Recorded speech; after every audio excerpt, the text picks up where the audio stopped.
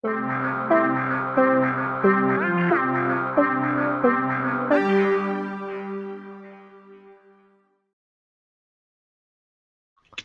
Cheers. So, what's up, John? Hey man, how you doing? I'm Nick Cosmedes, PSNStores. This is John Ribbins. Did I say it Yeah, right? yeah, you got it perfect. Doesn't seem like you could really mess that name up. That's a beautiful name. I was chatting to people earlier and saying it'd be kind of fun to just make up a new pronunciation so I could tell people they got it wrong. Oh Rybines. no. Yeah, it's pronounced Smith. Oh, or Snibbers. Go backwards. Snibber. Oh yeah, that'd be kind of fun. There you I go. also thought Snippers sounded quite nice as well. It's a funnier one. Ribbons is so boring. I'm Oh sure I'm yeah. sure it has history to it, right? It has some, I think. I found out recently I've actually got some relatives in the States. Really? Yeah, yeah. Well, I mean, I shouldn't sound so surprised. It's not that uncommon. Yeah, well, I grew up in Plymouth actually. I think the Pilgrims left from Plymouth. I might be getting my history totally wrong here, but I think I did. Well, I'm not even going to bother with that. I'm not a history Yeah, buff. let's not go there because it's going to be clearly wrong. Yeah. So we're getting together because something happened recently, right? It was Yeah. almost of earthquake caliber Oh, well. of importance. I hope we're talking about the same thing here. I was talking about my kid just went to the potty. Oh, dude, that's epic. No. We're here to talk about OlliOlli. Let's get to the Yeah. point. Okay. So, what is this game? Is it first-person shooter? I'm confused. No, OlliOlli is a quite challenging side-scrolling skateboarding game that's basically all about pulling off the biggest possible combo you can, getting the biggest score you can, and precision, I think, is probably the other keyword to go with.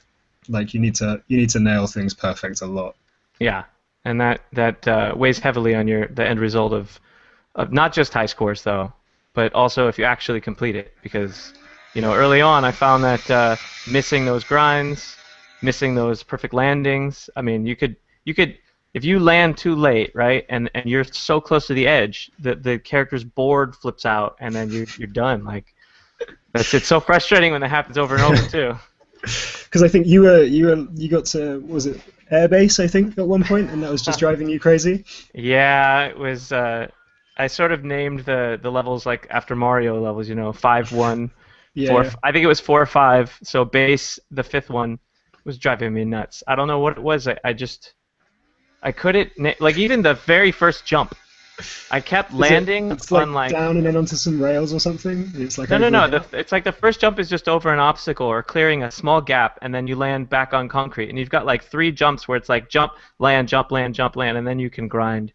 Yeah, yeah. But I that know level that. in particular is the first level where there's a lot of landing and not so much grinding. Yeah.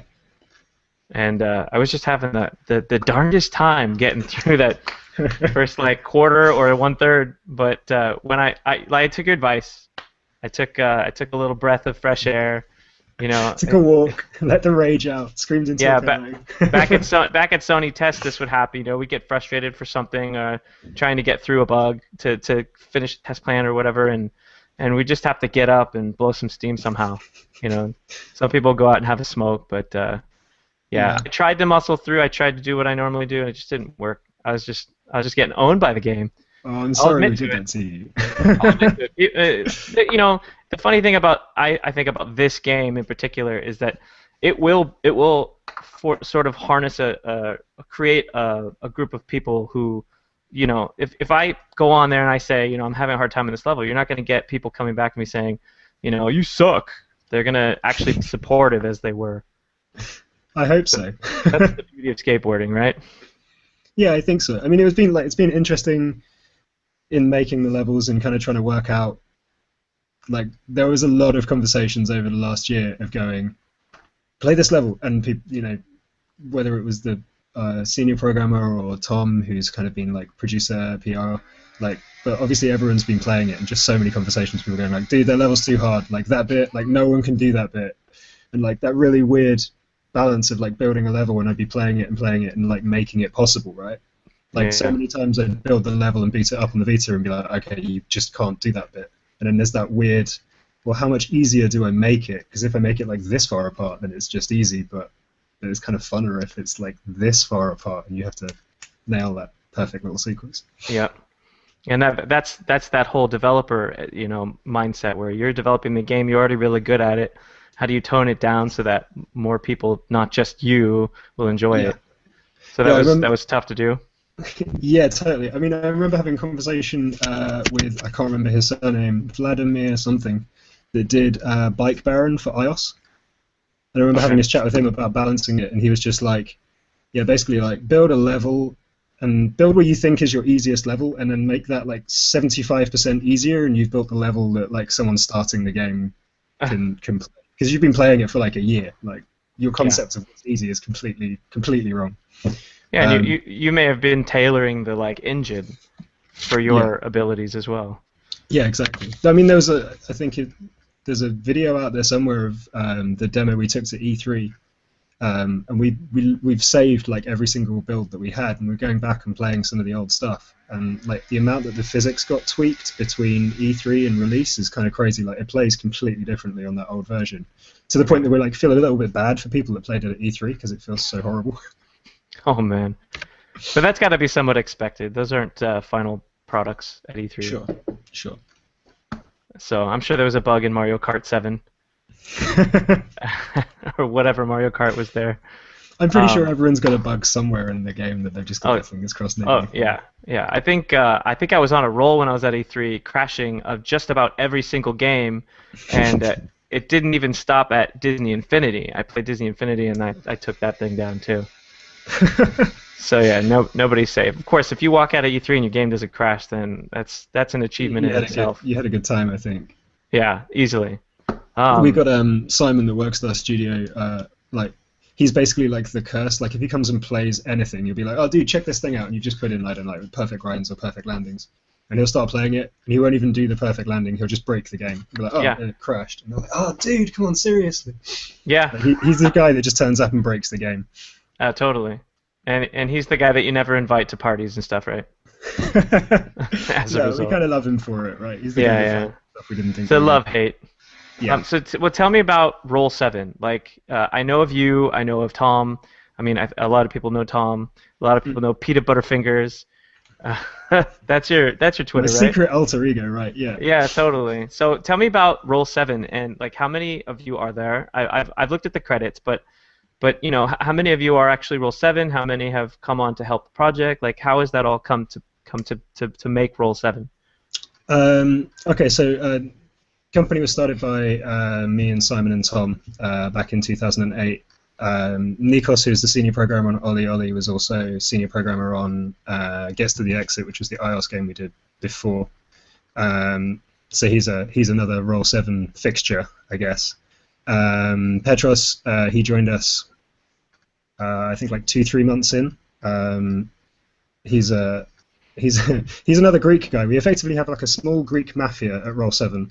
Hey, that's And in cool. fact, the new designer we just brought on as well it also like has Greek roots. So I think there's just some kind of Greek thing happening at the moment. They're all Um, leaving Greece to come to the UK, apparently. they heard about the promised land of Roll 7, I guess. There you go. And we also had a guy called Willem Vandermeer who did all the interface code and all the menus and stuff like that. And Harry Evans, who was pixel artist, who did all the great stuff that went on there. And then I guess like other people were kind of in and out, be it like freelance or they were doing little bits and bobs. And I'm going to totally get kicked by everybody now for not being able to remember people's surnames. But we had That's okay. Guy, who did all of our sound, and then we licensed a lot of the music externally. And another guy called Rob Adderley who did like all of the interface design, the branding, and the logo and stuff like that. Who was responsible for the soundtrack? I wanted to talk So about that for a second. that was Simon. So I think like we had a really interesting one, right? Because like when we first started making a game, we were like, right, well, we played Tony Hawk's, watched tons of skate videos. There's always like a kind of you always have a couple of like token hip hop tracks and then mainly rock tracks, right? And so Yeah. like when we put together our first kind of wish list for songs we wanted in the game, like I think everything was like super heavy, like instrumental rock and like metal, and there was some like blues and stuff in there as well.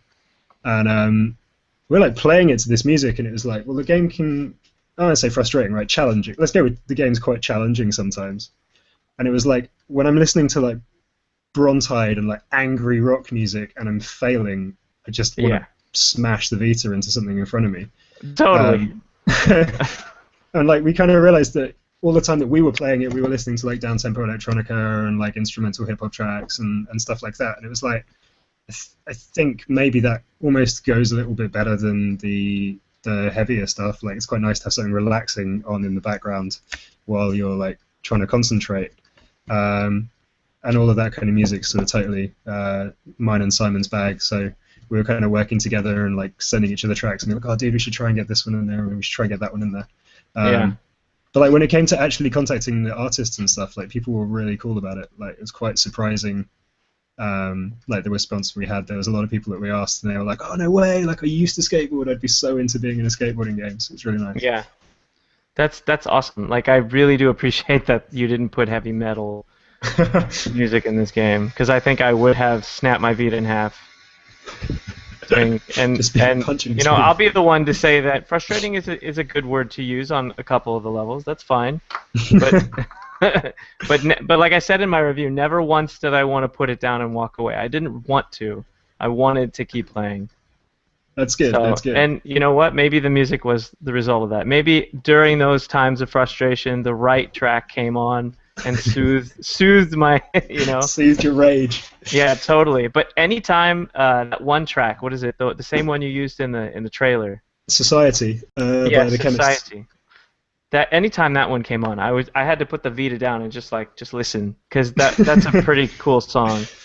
That's like, so I think for playing it, that's the most satisfying one to like nail tricks to. When you get the landing on a snare drum, that one's kind of totally cool. Sorry, I cut you off. You were going to say something. No, that's fine. So I mean, I think I've been turned on to this group now because of that. So thank you for that. At the very least, never mind that the game is amazing. Thank you for showing me this one band. I think like Simon actually went to university with those guys, so that was kind of how we ended up getting in touch with them, which is really nice actually. That is cool. So that probably made the licensing part of it easy. Easier. I guess you still have to go through a middleman at some point. Yeah. So they're still on the label. But again, like it was, I don't know if it's harder for bigger studios or whatever, but maybe being small, like people were quite up for being involved and something else. That was really nice. So now that we know about Roll7, how you guys came to be, what can you tell me who came up with the idea to make a skateboarding game, let alone one that has this kind of vintage look to it, this classic pixel art look to it, and 2D sides, like all of this stuff combined. I really want to know where all of this stuff came from. But like, how did you get it all? Like, how did you get so many different ideas into one? I don't want to call it small. It's a big game, but it's on a small Vita, you know. So how did you get all that stuff into this game? So I guess where did it come from? Initial idea, when I was a kid, like literally when I was like 11, 12, 13, something like that. I had a friend at school, and he got given this thing called the Games Factory. I don't know if you've ever heard of this. It's like literally like a drag and drop game making thing. Yeah. And like he hated it and gave it to me, and like I was kind of a dorky kid at the time, so like I was so into it. It's like, oh my god, I can make my own games. This is like the most exciting thing that's ever happened. And so I tried making that game because I was like basically like the things I was into as a kid were like making games when I found out about Games Factory and skateboarding. And so like as a kid at that age, I was like, oh, I've got to make a skateboarding game. And like obviously I couldn't do like a Tony Hawk's, so like I was like, the tools I've got would let me do a 2D game. And I remember like as a kid meticulously drawing like all these trick animations for like kick flips and 360 flips and stuff like that. And then like just not really having the skill or the knowledge or whatever to be able to like actually make that game. But I mean, I guess there's like stuff we'd like to do with it, but ultimately like what we've ended up making is actually pretty close to what I imagined like 10 years ago this game might have been. And it's not like I've been waiting 10 years to make this thing, by the way. I haven't just been like fiddling away for the last decade. Like that was something I thought about and had like put to one side and like forgotten about. And it was only like in 2012 when I was just playing around with some ideas, and it was like, oh man, I never actually ended up trying to do that game. And I've still got Multimedia Fusion, like maybe I'll just give that a go. And we ended up doing like the first one was really simple. You didn't even have tricks. The one that was on iOS, it was like literally you tapped the left-hand side of the screen to jump, and you tapped the right-hand side of the screen to land, and that was it. And ended up giving it to Simon, and he was like off traveling for like 6 months, and it was like one of the only games he had on his iPhone. And we were just battling, like there wasn't even high scores. It was basically randomly generated until the phone ran out of memory, and it would just crash. But like we were just having like high score battles on this thing constantly, and it's like we need to do something with this. And then obviously like once we ended up chatting with Sony, and them sort of being like, do you want to bring this, or I think what was implied is, do you want to bring a much better version of like what you've just showed us to the Vita? And we were like, yeah, that would be awesome. And I guess if we're honest, like we just feature creeps from there. We were like, oh, let's add more tricks. And like, oh, what about if you can like spin 180 and ride backwards and stuff like that. Actually, that was one of the really key things like that I really wanted to be in there, was like every other 2D skateboarding game I've played, and I might be wrong on this, but like on the side-scrolling ones, everyone I played, you couldn't turn 180 degrees, so you couldn't go from like riding this way around to riding this way around all of a sudden. And like we realized why after we started doing it, because it means you've got to draw every animation twice, once from the front and once from the back. But it's just one of those little things. It's like I think it's quite cool that you can actually just end up riding the other way around. And that's what you can do in OlliOlli, right? Yeah, amongst lots of other tricks. Yeah. Now it wasn't until I would say a few days ago that I actually started doing more flip tricks. So all those high scores that I had early on, they weren't even with like flips. Like I'm sorry, not flips. I mean spins and whatnot. So like doing those spins, I really hadn't really played with it, and I started looking at the moves list, and I was like, "There's a whole lot more stuff I'm not doing here." So did you guys take any creative measures with the moves, or are they pretty much just common moves? You mean in terms of what the actual tricks are? In terms of what the tricks are, the animations. Did you have to take any shortcuts with that stuff?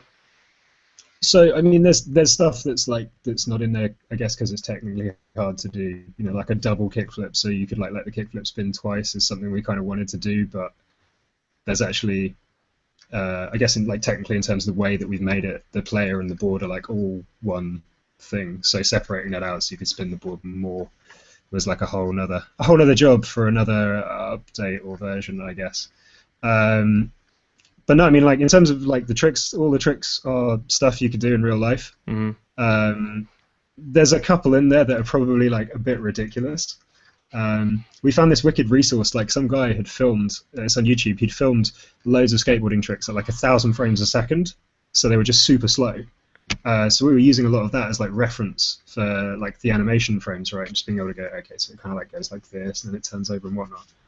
But then he'd filmed some clearly like amazing people doing some really weird stuff. Like I'd never seen a 360 hard flip in all the time that I was a skateboarder, but we saw it on this thing. It was like, okay, yeah, that should probably be one of the coolest tricks you can do. Let's throw 360 hard flips in there.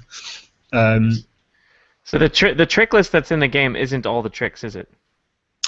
No. So you've got the ones that it'll show you in the game are, I guess, like the base for the trick system. So like it only tells you how to do that stuff regular. Obviously, if you spin 180 degrees, you do all those tricks switch, and they're worth a little bit more points. And then there's a thing that I'm rapidly realizing we weren't very clear about, which is like if you're on the flat, I have my Vita here. If you're on the flat and you tap both buttons at the same time, just while you're rolling along, you'll go into nollie or fakie stance, which means like you'll launch your next trick off the front of your board instead of the back of your board, and that gives you a little bit more points on your multiplier as well. There you go. So I think there's probably like 4 times as many tricks as there are in the trick book, and then obviously you can start adding like extra 180s to everything and all that kind of stuff as well. Yeah, that would be helpful to know all that stuff. I may have to do a full trick guide or something down the road here. I'll have to send you a little. I'll send you a private message with some hints for like getting even more points again. Well, never mind the fact that there's a trophy for actually doing all the tricks too. Yeah, that's only the basic ones in the Trictionary. We did think about making it like everything, but we realized that was going to be a bit insane. Okay, well then there's probably one trick that I'm missing because I have yet to unlock that trophy. And I've tried. I don't know what I'm missing. How many trophies have you managed to get, out of interest? I think I have like 5. And normally we try to go for all of them by the time the review publishes, but There's that rad mode one in there, right? yeah, come on. Yeah. That's the rad mode is. Why don't you tell us about the rad mode for a little bit? Because Okay, you so didn't really talk too much about it. no. So basically, like when we made the original like prototype game, um, there was no sort of differentiation between like perfect landings and sick landings and sketchy landings and sloppies. It was like you either landed it and rolled away or you fell on your face. That was it. Um, and we'd left it like that right up until like the first time we took in like our first playable, which is like the first one that you have running on the console and you take it, showing it to Sony. And like obviously we're all ninjas at the game at this point, and like the people we're showing it to are playing it for the first time, and they were just like jump slam, jump slam, jump slam, and this guy was like, I've got to be able to like, if I press X, I should at least like roll away, even if I roll away badly. Yeah. And so we were like, okay, yeah, this makes total sense. Let's kind of do this. Let's do this this kind of graded landing thing. And like, you know, you're playing it like sloppy landings will still screw you up later in the game. Like if you land sloppy in the later levels, you're still going to die. But like all this time, I think there was just one point actually where I was like fiddling around in the code, and I was like, okay, I'm going to take everything out and make it so it has to be perfect, just to challenge myself and see what it's like. And it was like, oh, it's kind of fun playing it like the original game. And then we were like, you know, I don't know, it's probably not too much work to have this as like an unlockable bonus mode when you finish the whole game, so you can kind of play it as we originally misguidedly intended. And then we had this horrible thing like when we were coming up to launch, and then we realized that we'd put in a mode that meant you had to beat the entire game 100% perfect, and therefore somebody had to beat the entire game 100% perfect to make sure it could be done. And everyone was so busy, that became me. So I think I had like 2 solid days of my life just trying to beat all of these levels, which was like the best ending to a Wednesday. Like, I beat it finally! Yeah, totally. Yeah. That's crazy, because that for a tester, that's the minimum requirement, is making sure the game can be completed 100%. Yeah, as well as like, you know, typically putting in a whole crap ton of hours too. Yeah, well, I mean, like huge respect to Sam, who is like our in-house QA, because like we had to keep checking that trophy unlocked. So he beat rad mode once, and he got that gold trophy, and he was like, "Brilliant, I'm done, finally." Yeah. And then we redid all the trophy stuff, and it was like, you're going to have to unlock it again just to make sure it works. Yeah. But in the end, I think he had it down. I think he had it down to something like 3 or 4 hours. He could do the whole game 100% with rad mode. Wow. Which was, so that's like pro status right there. Yeah, yeah. He's got a 6 million high score on Tokyo 4, I think it is. Tokyo. Oh my goodness. Does he have a screenshot of that? We've got one somewhere. I think Tom might have even tweeted it. Okay. But yeah, that's the score to beat. I think it was like 6.2 million or something like that. That's the score to try to beat. So, I mean, there is one trophy there for everyone else to try to actually beat, which is 2 million points. What level do you think is easiest to get that on?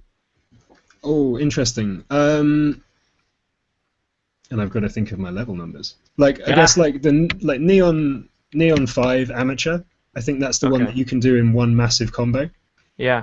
But it's got some really tricky bits. The last level in Port as well on Amateur can be done in one big combo. And if you can kind of like nail everything perfect, then I think you're in with a good chance of a 2 million.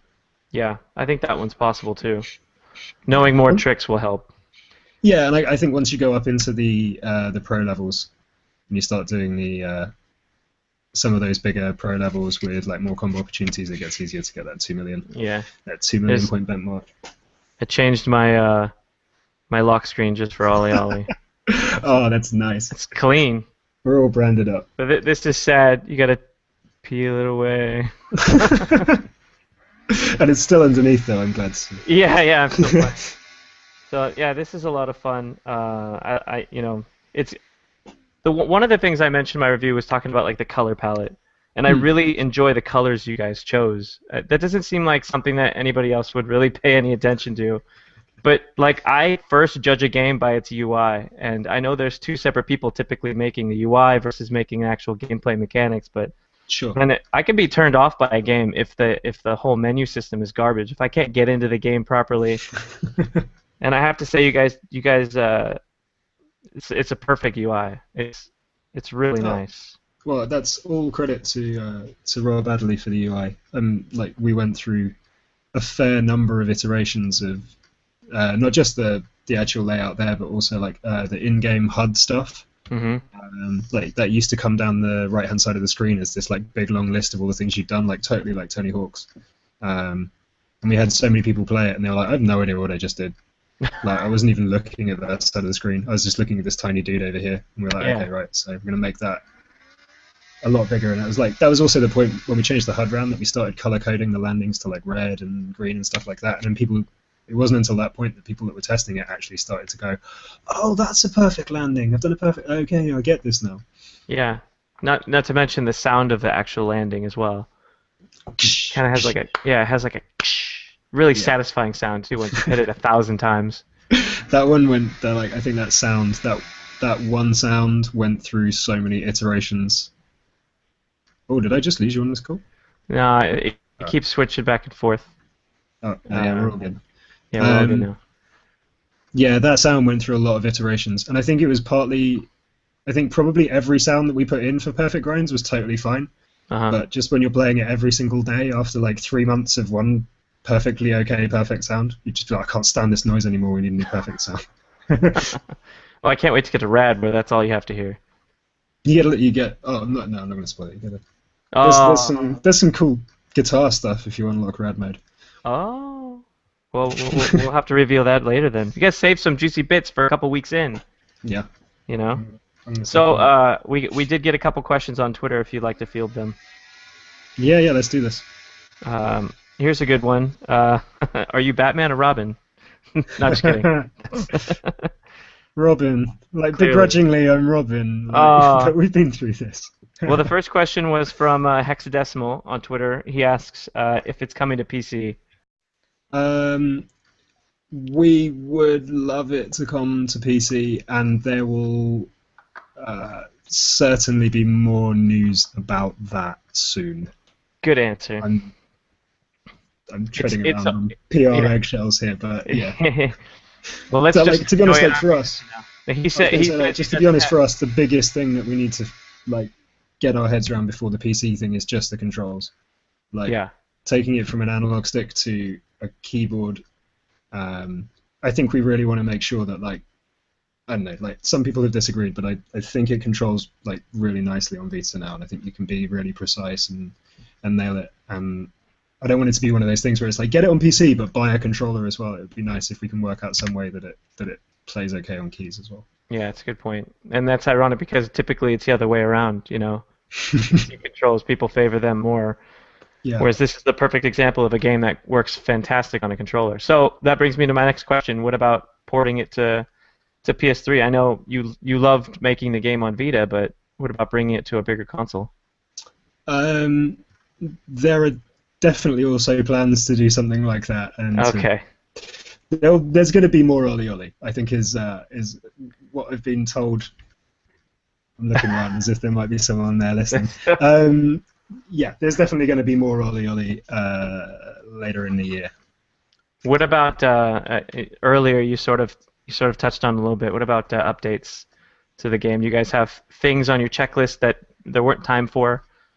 There's such a stack of things, and it's like, you know, originally this was going to be an infinite runner, and then we decided that we were like, okay, no, it's got to be these levels that you can learn and you can work your way through, and you know, at one stage we'd wanted to do like a level editor, so that people could do their own levels, and it's just one of those things that like, you know, you go, oh, we want to do this thing, we want to do this thing, and you kind of end up doing this balancing act of like which one's going to be coolest and which one do we really want to put the time into.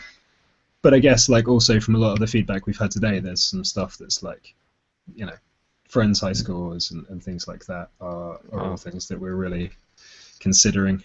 Yeah, that was one of the first comments that Chris and I were making here on PSNStores. We couldn't exchange high scores.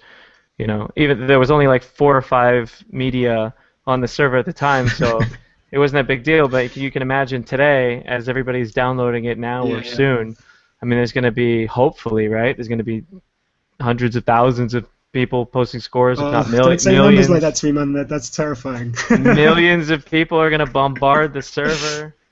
but Well, it just means you're but going we to have can to only get see really good one. for a minute. Yeah, but we can only see one high score, I on know, each I thing. know, I know, I know. So, hey, if that makes its way into the game, that makes me happy, because that right there, that one thing, even if I 5-star every level and 5-star rad, could Mm. keep me coming back to just prove myself and, Yeah, and, and have little friendly battles and whatnot. yeah. I was chatting to like Dre, who's the designer at our studio, and he was like, he logged into Super Meat Boy the other day, and a friend of his had just gone through and beaten all of his times. And he was like, right, well, I'm just gonna have to sit here and beat all of his times back again then. So the next time he logs in, like, I'm winning. Um, Yeah. Yeah, I was actually talking with the VitaCast guys before we spoke, and like one of their questions was like, if you could just magic in a feature, if it was like no work and you could just make it appear in the game right now, what would it be? And yeah, it would be like Friends High Scores. Totally. But like we had a really good experience learning because we built our engine from scratch, so we had a really good learning experience of like building a game for a console. Hmm. Um, and like we'd never done anything like PlayStation Network stuff before. So Totally. yeah, Can we're you still can learning and you we'll get it in, I'm sure. can you imagine in like, let's say, just 5-6 years out? I'm not sure if you love looking out into the future or not, but I do. You go out into the future, and this reminds me of like the Bit Trip guys. Where they came Okay. out with the sort of 2D, pixel art games. Mm. Their latest one, Runner 2, is all like 3D. It's all beautiful. You think that could be something OlliOlli could become? Is like a What, super Tony Hawk? 3D. And no, no, still side scroller, not Oh, but Tony just Hawk. with 3D. Well, Yeah. that's been a popular topic of conversation with everyone at the studio. Is like if we did another OlliOlli or we did a follow up, like would we still do pixel art or would we go, more towards like 3D or even like voxel graphics, like the kind of like 3D pixel stuff? Yeah. I thought would like maybe look really cool. It's one of those things like it solves a whole bunch of issues with like the player spinning and stuff like that. You're not having to like hand draw every single individual frame. Hmm. Um, but at the same time, like our experience and I think our strength is in 2D stuff. So like 3D would be a scary departure from what we know. Yeah. Well, you could also do what the Runner series did and sort of like, eke your way into it. Sort of, yeah. You do 2D, but then it sort of like goes from 2D in the first level, and suddenly he falls through a portal and everything's in 3D, and he's like, "What is all of this stuff? What is this? It's a 3D thing." Like, that would be weird. And then by the end, it's just photorealistic. Yeah. And then your V disappears and the game's still floating there in midair. But yeah, let's see if we can find another question. Actually, Justin from the PlayStation blog had a question you want to address. He says, "Do repeated tricks diminish? Let's see. Do repeated tricks result in diminishing score values?" That's what he Yes, asks. yes, they do. And Simon at our studio is going to be really pleased that I'm actually saying this publicly, but like he was right. Uh, I didn't want that to happen, and I argued against it for so long. And then like he was like, just try it. And then we tried it, and it was like, yeah, okay, that makes total sense. Yeah, Of course, they should absolutely. diminish. They don't go right down though. So like you can do um, every time you do the same trick, it will become worth a few less points for the first 10. Has my thing cut out? No, no, you're still there. Oh, okay. Just all my videos gone funky. Hold on. Just keep rolling. I'll keep going. Um, yeah, so like the first 10 times you do a trick, it becomes worth slightly less points, down to 75% of its original value. Wow. So if you're going for the biggest score, you want to try and do all different tricks, or at least keep it really, really varied. Hmm. Um, but yeah, I mean, if you just roll through the level doing 360 flips everywhere, eventually they're not going to be worth very much. Yeah, and those are worth a lot more than just a kickflip. Yeah, yeah, exactly. Well, So depends if you stick the landing or not, right? well, yeah, yeah, of course. We're just assuming from here on out that the default is perfect landings, perfect grinds Okay. for I that mean, I stuff. assume that of everyone playing it, I Yeah, won't be everybody. happy. Well, soon enough, soon enough. Yeah. Um, so the challenges. So was there any challenges to making OlliOlli for Vita only ever? during the development process, other than what we've already talked about, which was, maybe cutting features or the 2D art? Were there any other challenges that you guys experienced? Um, yeah, I mean, like, so obviously we were super green in coming to a console. Like, it literally, we started it in January of 2013, and it was possibly like the end of March before we'd drawn a pixel on the screen on the Vita. So there was like this amazing day where we're like, oh my god, it works! And Tom came over and he's like, what have you done? And we're like, look! And there's like a grey pixel in the top left-hand corner of the screen. And he's just like, what's that? And it's like, we can draw stuff on the screen! Like, that was pretty exciting. But like, obviously, there's that. We were quite determined to kind of really try and like, learn the hard way that we're going to be using. Chris from PSNStores was asking something about the leaderboards again. Mm-hmm. Oh, and actually, he was asking about manuals. So, can you tell me, like, why aren't there manuals in the game? Is there a reason for that? So there's a like, and people don't seem to have like mentioned this in the stuff that's come up, right? But there was many hours spent arguing about whether it was obvious enough what you could and couldn't grind, and what was going to kill you and what wasn't going to kill you. And so that kind of just threw up this extra thing with manuals of like, well, in the real world, if I come up to a ledge, I could grind it, but if it was wide enough, I could manual the top of it as well. Mm-hmm. And that kind of led to this whole thing of like, well, okay, so how would you differentiate between like a ledge you could manual on and a ledge you couldn't manual on? And for people that don't skateboard, I guess like also the question of like, they'd be like, well, why can't I manual down a rail? Because it's a different thing. We kind of sussed out how we could make that work now.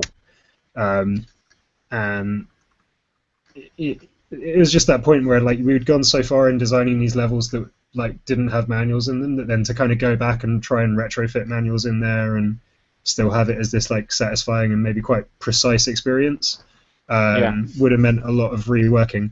But they are like right at the top of the kind of key features list for like, if there's any more OlliOlli stuff, it's going to have manuals, don't worry. Oh, man. I actually like it without the manuals, but for a little while there I did sort of wish, I want to say early on I wished that there were manuals, but having played it as much as I have, putting in loads of hours, I actually appreciate it not having them. Because I feel like, when manuals were added to Tony Hawk, that was like the answer to people who weren't very good at forming, I guess a complex trick, within one trick stream.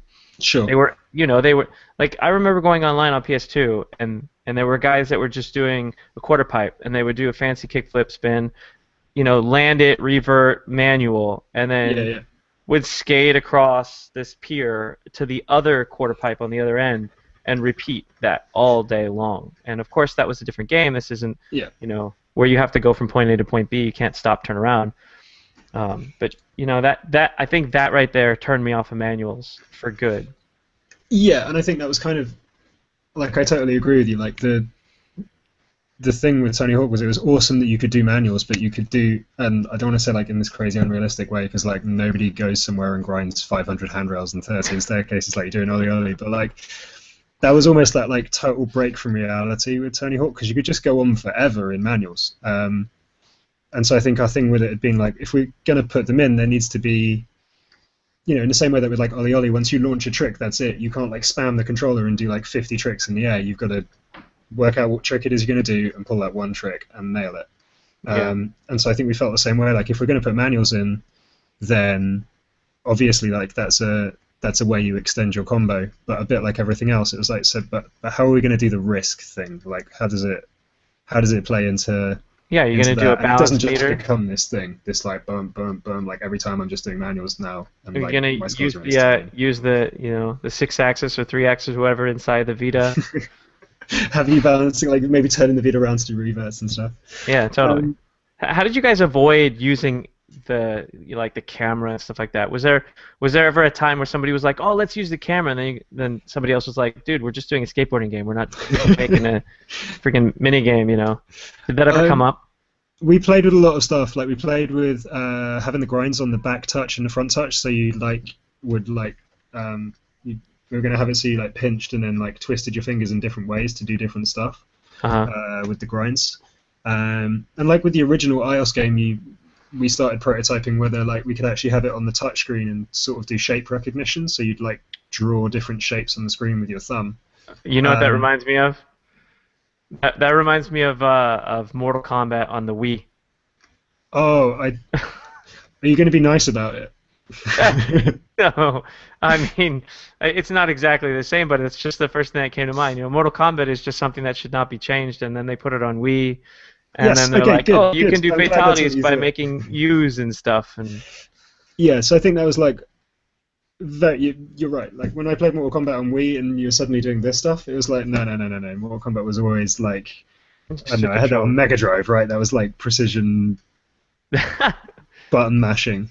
Yeah, totally. Um, so yeah, I think we kind of felt the same way with this, like, and especially once the game kind of became, especially once you started having those levels like the air-based ones, where you've got to be, there are sections where it's like trick, land it perfect, trick immediately again, land, Yeah, trick immediately again, and there's just something like that works with an analog stick for doing that, or the D-pad, depending on like how old you are, yeah, totally, what you're used to. But I think they just work so naturally over like I guess like a quirky touch system.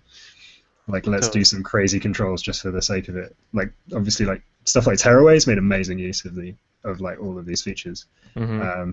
But I think Yeah. we had a really interesting meeting with Sony actually, where we were like, look guys, I know we talked about the possibility of using like back touch or like tilt and stuff like that. But we were like, can we just put it on like the buttons and the stick because it kind of works quite nicely? And they were like, do whatever's best for the game. Like if that makes the game good, then do that. So we're And like, what cool. did you guys expect? Did you guys expect Sony that they would maybe say, no, you got to stick to the plan? Well, like we had a really interesting relationship at the start because so like Roll 7's done a lot. We did a lot of gun for hire stuff before we did our own games. So we did a lot of projects Okay. for other people. So we were really used to kind of like having a client. Um, like I get Sony can say no, but like having a client who can just go like, no, you're not doing that. That's not cool. I don't like that. And that was totally how we started off approaching like the relationship with Sony. And I remember this one amazing meeting that we went to with Shahid and Spencer when we decided we want to like get rid of all this infinite mode stuff and just make it into spots. And I remember sitting them down in the Sony offices and like being so nervous that they were going to go, no, you said you're doing infinite, you have to make it infinite. Yeah. And I just sat there and talked at them for 20 minutes. Like I was like, spots mode, and it's going to be the coolest thing that went on. Finished, and I was like sweating a little bit, really nervous. And like Shahid Oh, was just like, oh, dude, you had me at spots. I didn't stop you because I wanted to see how long you'd like squirm for. ah, what a jerk. And he's not like No, that. it was funny. No, I think Shane's they an were just amazing guy. they were enjoying how nervous we were about the whole meeting, and it was like, no, like Yeah. ultimately, like it's your game, and like do what you want, do what you think's going to So make it good. they could tell right away that you were nervous going into that. Yeah, a little bit. Oh. Oh no. Oh god. Oh, it keeps going in and out. Oh, we're good. Okay, we're cool. Oh, your voice went robot. I thought I just killed my computer again because I touched it. No, yeah. It looks like what it's doing is it's kicking me off of the PSN stores and bumping me in as myself in Google. So This is what happens when you got multiple aliases. I know I don't even know who I am anymore. So Were there any more questions? yeah, a couple more. If you've got the time though. Oh yeah. I'm all So good. so I don't want to Justin, keep you up there, dude. oh no no no. Well, I've got like 15 minutes. I've actually got more time than that, but Justin asks, did you guys experiment with looser or tighter timing windows for landing and grinding? Um. Oh, actually, yeah. I mean, like that was an ongoing. I'm not going to say battle, like an ongoing experimentation. And there were some really fun times where I'd just sort of be like, okay, I'm going to just make all these thresholds a little bit hard, and then someone would come in after taking the game home for the weekend and be like, dude, the whole game, like, I can't beat anything now, I suck, what have you done? Be like, I'd like change the timing by like a 0.2 seconds. But I think we kind of like, we eventually found the sweet spot, and it was a lot of like getting people in. I hope we found a sweet spot. But yeah, there's a lot of getting like people in to do user testing and like, you know, sitting people down with the game and tracking all the scores they got and seeing what differences it made depending on what we did with the landings and stuff like that. Mm-hmm. I mean, that whole thing. Sorry. No, go ahead. I was going to say, like, obviously that whole thing came about from literally having this binary like slam or win, and so I don't think that threshold ever changed. Like the point at which you get a sloppy landing now was always the point at which you previously would have slammed, but it was just tweaking that other bit of like what's perfect and what's sick and what's okay and like how tough do we want to make that. Yeah. So how does it go? It goes sloppy, and then sketchy. Okay. Okay. I don't know if it says okay though. I think it just says the trick name if you get it okay. And then sick and perfect. And it's like a 2 times multiplier, 1.5 times multiplier, normal, 0.75, and then like I think it's like 0.01 or something crazy for a sloppy. So like a sloppy just kills your score. Like you don't want to do that. Oh yeah. That's the most obvious. You know, it's bright red at the bottom. And then you know it doesn't matter how long the trick is either. It'll be like 100 points or like 1,000 points. Or something. it's the biggest like palm slap. So it's just no. Yeah. He also asks, let's see, how did you land on the window you ended up going with the final game? How did you land on the window you ended up going with in the final game? The launch window? The launch window. Maybe they're talking about the launch window. Because originally you guys were planning on going, what was it, summertime or just like super originally? Oh, super originally I think we were September. September, yeah. I think was what we were aiming for. We obviously like underestimated some things and just how long they would take. Through an experience, I guess, and through it being a new thing. And then we went through Sony's QA a couple of times. Again, like there's an awful lot of stuff to think about when you're going through that QA process. Which is really good. Ultimately, it made it a better game, and it made us like think a lot more about the stuff we put out and the things you have to do to make sure it's working in all languages and all that kind of stuff. So it kind of went back and back, and then it got to the point where I think we could have come out before Christmas. Mm-hmm. But it was sort of like, we had Tearaway and PlayStation 4, that sort of black parallelogram thing that came out at the end of the year that was quite popular. Yeah, what is that it thing? did quite well. Yeah. I think it had one game on it, right? Yeah, like 1 or 2, but I don't know how much interest it really had. Like, I don't think the press really like picked it up that much. It's quite underground. No, it didn't sell well either. Yeah. So I think we just kind of figured like us kind of waving in the corner, going, "Hey, come play our Pixel Skate game." While all that was going on, we thought maybe we'd wait until now when there might be a bit more breathing room. But no, it's been really nice. Justin's correcting me. Oh. We botched. Did we just ramble on about the wrong thing? We botched that question. Oh, he was talking about the timing window for the landings. So how did you? I think he kind of answered it, but how did you come to fall on the timing window for landings that you ended up with? And that was a combination of trying it out with people who aren't you, right? Basically. Yeah, it was trying. Well, yeah, it was trying out with a lot of people, and I guess also just trying to balance that balance between like that you can get really tight at it, and you can pretty much be like, I can get a perfect every time, but there's still that it's tricky enough that you're going to occasionally stack it. And like we had some interesting comments from people being like, oh, in this level it totally feels like the timing has changed. But there's like, you kind of got to, like, as you fall, you obviously fall faster, so the bigger the drop you go off, the faster you're moving when you approach the floor, and therefore the smaller the timing window there is to actually get that perfect landing, right? Mm-hmm. So yeah, some of those levels, the way it's kind of blending like a short obstacle that's not very high and then like a really big obstacle that's much higher means that timing for that perfect landing, you've always got the same number of pixels to press it in, but the amount of time you spend in those pixels can be a lot shorter when you're falling further. Yeah. So You there know this. is, You play their base. yeah, totally. And I've noticed that. Plus, when you take those big falls, you can't see the floor. You have to actually descend a bit before you can see the floor, and then tell your brain what the timing should be.